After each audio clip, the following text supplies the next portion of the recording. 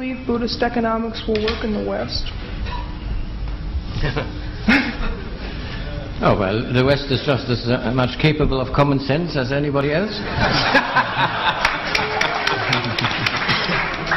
It's got to work. We've got to come to something more rational than what we've got now. And if we don't do it deliberately, it'll be forced upon us through the facts of the universe. We can't go on building buildings like this.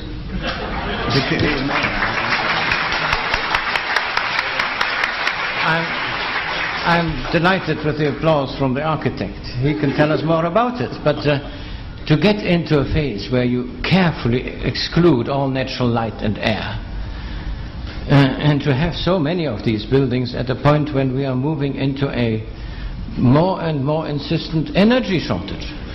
And this is quite a thing. So we'll have to adopt quite different principles in our thinking, namely that there is no virtue, no value in maximizing consumption. You want to maximize satisfactions, and you want to get your satisfactions with a minimum of consumption to still get them.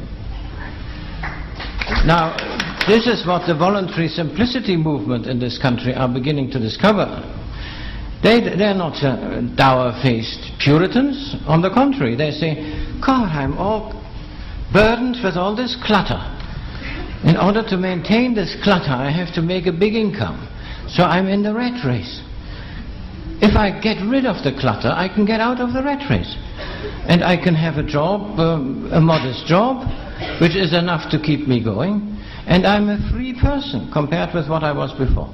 There's an excellent group in California whom I encountered, a group of Quakers who, perhaps a bit sardonically, call themselves the Earth Quakers.